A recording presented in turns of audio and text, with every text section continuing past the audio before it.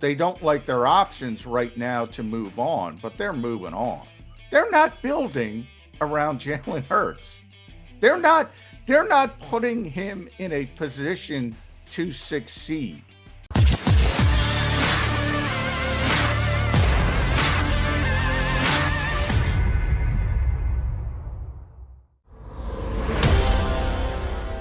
You got the MAGA guys, McMullen and McDonald here with you on Birds 365. Thank Rick Saratella, NFL Draft Bible.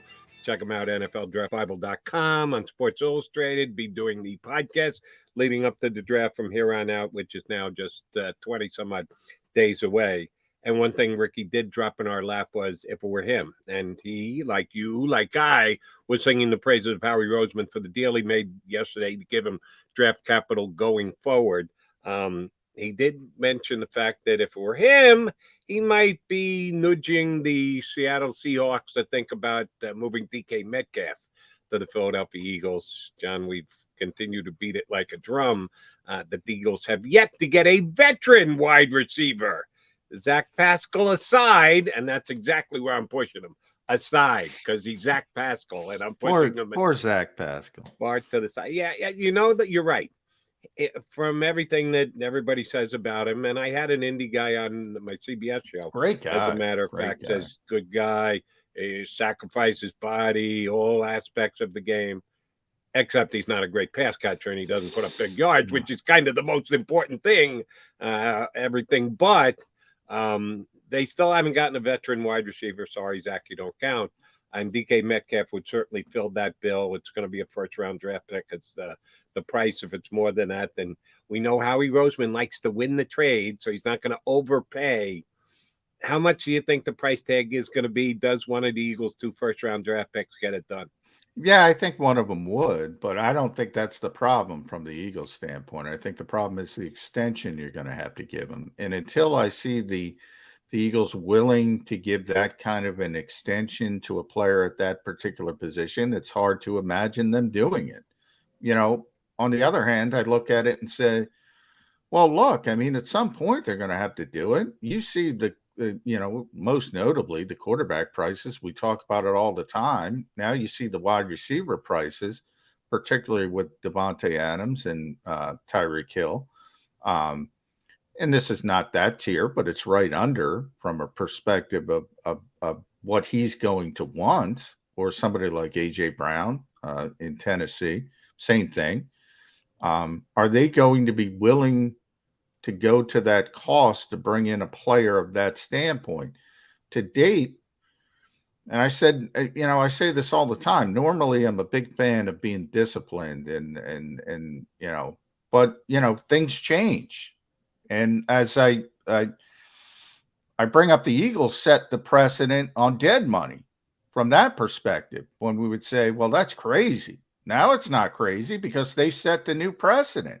Well, guess what? I mean, you didn't set this precedent, but you can continue to shoot yourself in the foot if you want.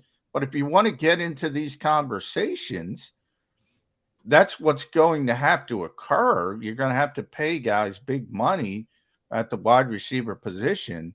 And certainly at this stage, when we talk about guys not wanting to come here, you might have to pay a little bit of a tax on top of it to get them to want to come here, at least until Nick Sirianni proves he can put together an offense that will get a receiver of that caliber, the type of targets they're going to want. And the one thing, I'll bring it all together in the bow, Jody, the one thing I criticized about this trade, and probably the only thing for the Eagles, is, hey, at least the Saints are looking at this landscape and saying, you know what? Maybe we can compete. Maybe we can compete in this crappy NFC. And the Eagles, I talk about it all the time. They're we're not ready. We're not ready. Let's kick the can down the road, because that's exactly what they did. This is not a vote of confidence for the quarterback.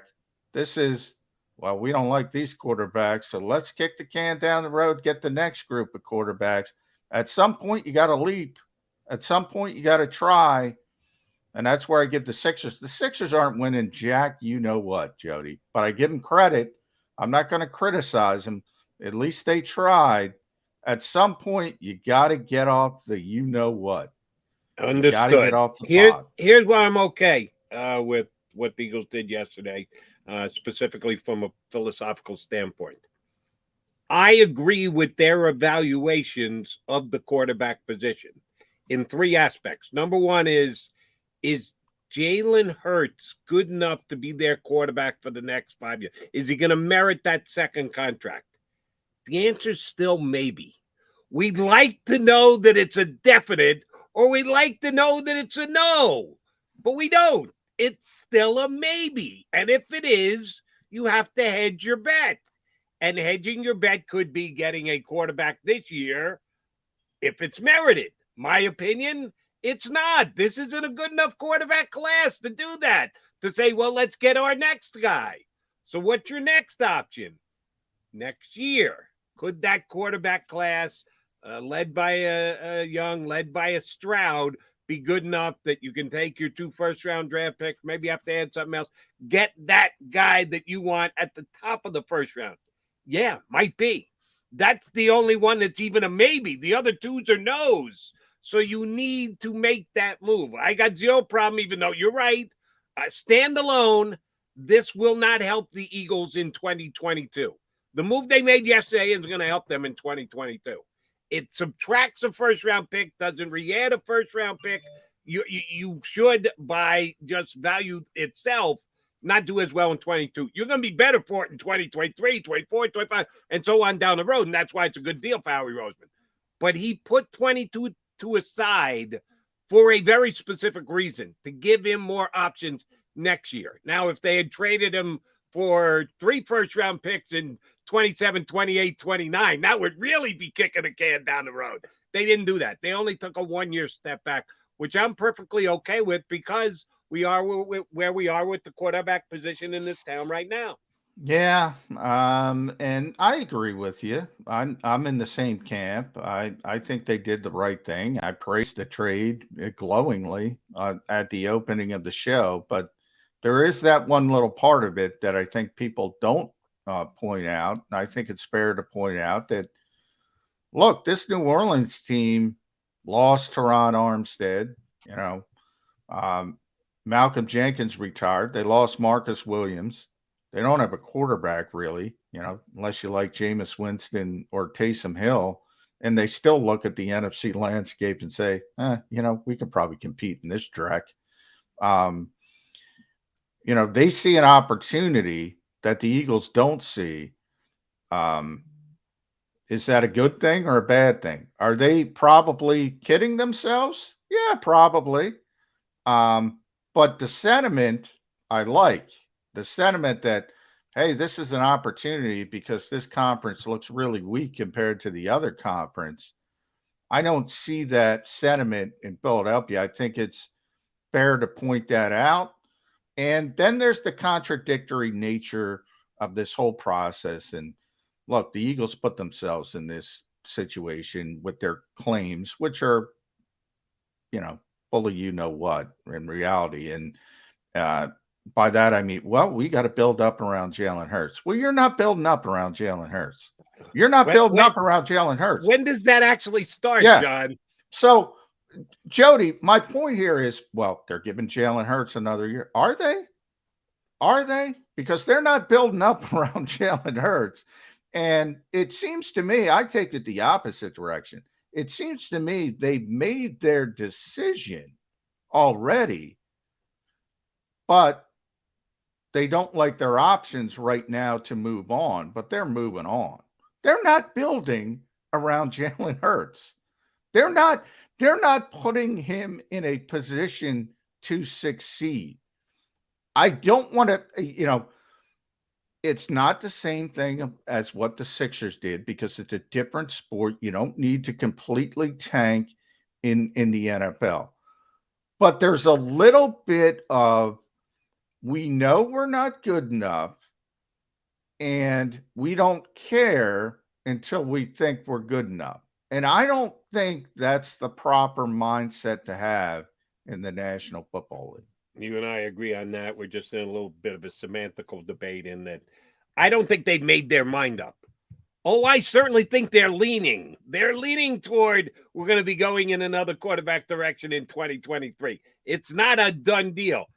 Jalen Hurts might come out and just wow the snot out of us, Well, yeah, making Zach Pascal a 900-yard yeah. receiver.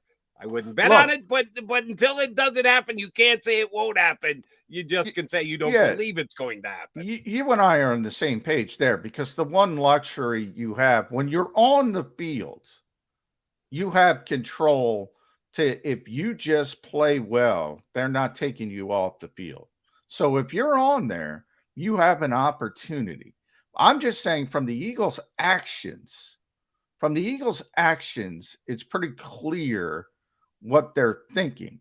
And they are not, despite their constant, uh, and they've said it numerous times. You know how many times, from Jeffrey Lord to Howie Roseman and Nick Sirianni, we got to build up around this kid. Well, I'm lucky. Now, I give them credit. They tried to get a wide receiver. I'm not saying they didn't try. So they've done some things, but they haven't accomplished it. And they seem to be way too disciplined, the word I use all the time, to sit here and lie to people and say, well, they really want to build up around Jalen Hurts. Because I don't see that, Jody. I don't see that. Yeah, the facts are not there. That the words are there, the actions haven't followed through. Maybe they attempted to do some things. Yeah, close only counts in horseshoes and hand grenades. So getting close doesn't matter to me if they have looked to upgrade the weapons at Jalen Hurts' disposal. One quick theory I want to run by, and we got our next guest, Benjamin Solak, joining us in less than 5 minutes. Saints willing to give up a future first-round draft pick, not worried about it. Need to get 2 first-round draft picks this year. We're all thinking quarterback, but that might not be the case at all. They've got Jameis coming back. Remember, they signed Andy Dalton as their backup, who has, of course, been a starter in this year league. Ian Book. They got a bunch of guys in the room, even though they've said Taysom Hill is not going to be invited into the room anymore. They're going to make him into a tight end. Yeah, I need to see how all that works out for them. But, well, he's a better tight end than a quarterback, and I haven't seen him play tight end. That's probably true. Yeah. But whether they do or don't take a quarterback, one of the things they may be looking at is we can afford to give our first-round draft pick up for 2023 because we'll be adding one during this upcoming offseason, because after a year in the broadcast booth, Sean Payton is going to get the itch, and he's going to want to get back to the NFL sidelines. And if someone wants to hire Sean Payton as their new head coach, the asking price is going to start at a first-round draft pick. Maybe it ends there too, but it's not going to be a 3rd or 4th round pick. Oh, no. You want Sean Payton? Yeah, we'll give up his rights, but it's going to cost you a first-round pick. But they think they can get their first right back with Sean Payton coming back into the fold. That means they've got the luxury to trade a first-round draft pick this year. So even if it isn't a quarterback, they want to be better, kind of what you were just talking about.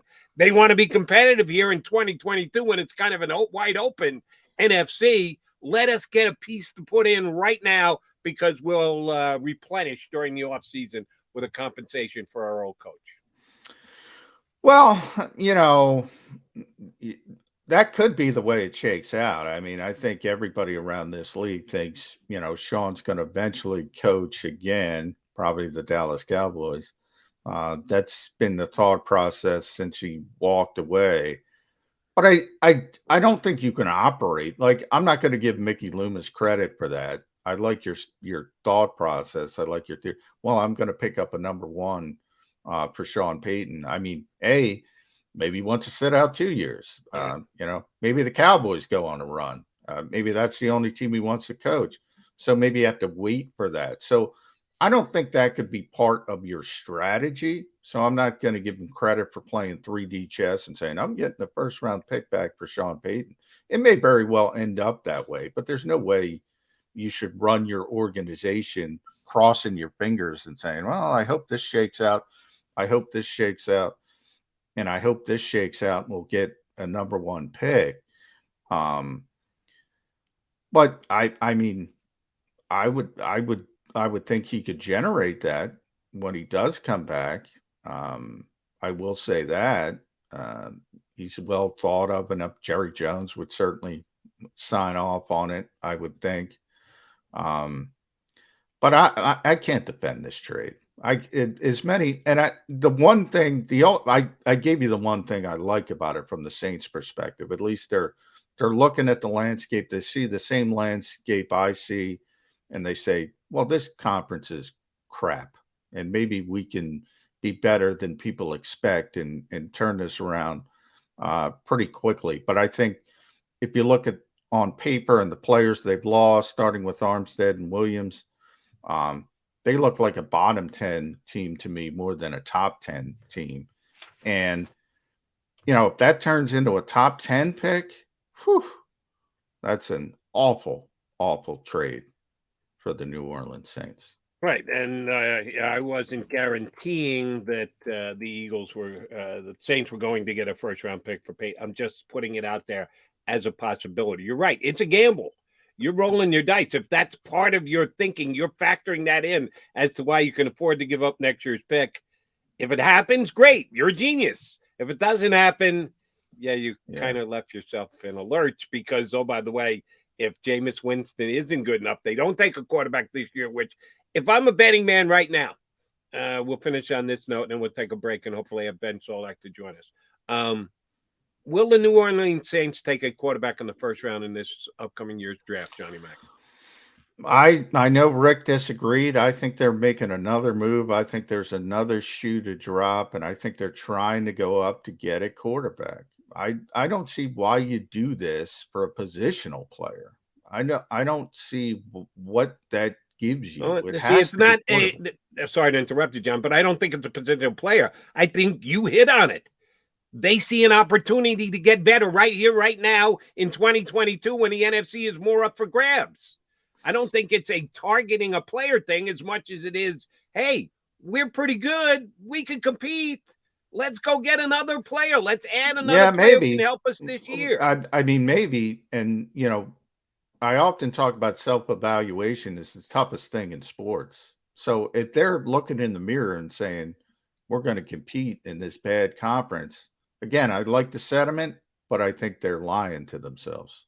Okay. So. My personal opinion is they're not going to take a quarterback, which if they don't, and next year's quarterback class is good and they don't have that pick, they're going to dig themselves an even bigger hole. But I think they're playing for 2022. That's why I think they made this trade, not to necessarily. I like that sentiment, but I think they're not self-evaluating. They're not self-scouting correctly. He is John McMullen. I am Jody McDonald. Scheduled to join us next is Benjamin Solak, former writer for our buddy BLG at Bleeding Green Nation, now doing NFL coverage for The Ringer. Ben Solak next here on Birds.